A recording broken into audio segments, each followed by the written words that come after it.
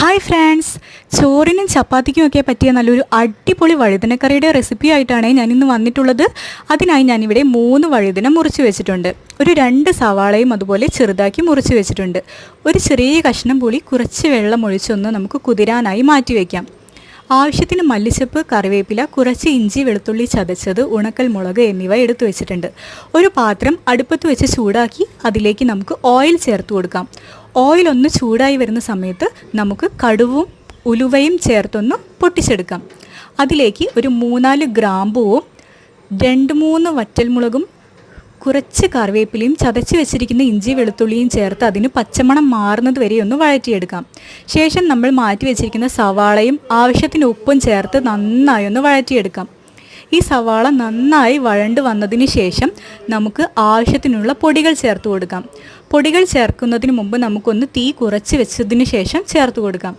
1/2 teaspoon മഞ്ഞൾപ്പൊടി, 2 teaspoon മല്ലിപ്പൊടി, 2 teaspoon മുളക് പൊടി, 1/2 ടീസ്പൂൺ ജീരകപ്പൊടി, ഞാനിവിടെ ചെറിയ ജീരകത്തിൻ്റെ പൊടിയാണ് ചേർത്ത് കൊടുക്കുന്നത്, 1/2 ടീസ്പൂൺ ഗരം മസാല.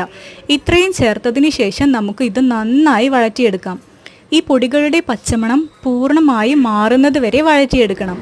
ഇത് നന്നായി മാറിയതിന് ശേഷം നമുക്ക് ഇവിടെ അരിഞ്ഞു വെച്ചിരിക്കുന്ന വഴുതന ഇതിലേക്ക് ചേർത്ത് കൊടുക്കാം. വഴുതനയും കൂടി ചേർത്ത് ഇത് നന്നായി മസാല പിടിക്കുന്നത് വരെ മിക്സ് ചെയ്തതിന് ശേഷം നമുക്കൊന്ന് അടച്ച് വെച്ച് വേവിച്ചെടുക്കാം. ഇടയ്ക്കിടയ്ക്കൊന്ന് ഇളക്കി കൊടുത്ത് വേണം വേവിച്ചെടുക്കാൻ, അല്ലെങ്കിൽ വഴുതന കരിഞ്ഞു പോവും. ഇത് നന്നായി വെന്തതിന് ശേഷം നമ്മൾ ഇവിടെ മാറ്റി വെച്ചിരിക്കുന്ന പുളിവെള്ളം ഇതിലേക്ക് അരിച്ച് ചേർത്ത് കൊടുക്കാം. ഈ പുളിവെള്ളം കൂടി ചേർത്ത് കൊടുത്തതിന് ശേഷം നമ്മൾ ഉപ്പൊന്ന് നോക്കണം. ഇവിടെ എനിക്ക് ഉപ്പിന് കുറച്ച് കുറവുണ്ടായതുകൊണ്ട് ഞാൻ ആവശ്യത്തിനുള്ള ഉപ്പ് കൂടി ചേർത്ത് കൊടുക്കുന്നുണ്ട്. അതിനുശേഷം അതിലേക്ക് ആവശ്യത്തിനുള്ള വെള്ളവും കൂടി ചേർത്ത് കൊടുത്ത് നമ്മൾ നന്നായി ഇളക്കിയതിന് ശേഷം ഒന്നുകൂടി അടച്ച് വെച്ചൊന്ന് തിളപ്പിച്ചെടുക്കാം. ഇത് നന്നായി തിളച്ചൊന്ന് കുറുകി വരുന്ന സമയത്ത് ചെറിയൊരു കഷ്ണം ശർക്കര ഞാനിവിടെ ചേർത്ത് കൊടുക്കുന്നുണ്ട്. ശർക്കര കയ്യിലില്ലെങ്കിൽ പഞ്ചസാരയും ചേർത്താലും മതിയാവും. ഈ ഒരു സ്റ്റെപ്പ് എന്തായാലും സ്കിപ്പ് ചെയ്യരുതേ. ഇതിനൊരു ടേസ്റ്റ് തന്നെ ഈ ഒരു സ്റ്റെപ്പാണ്.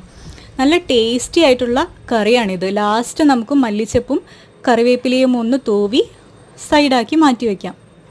നമുക്ക് ചോറിൻ്റെ കൂടെയൊക്കെ നല്ല അടിപൊളി ടേസ്റ്റാണ് ഈ കറിക്ക്. എൻ്റെ ചാനൽ ഒന്ന് സബ്സ്ക്രൈബ് ചെയ്യണേ.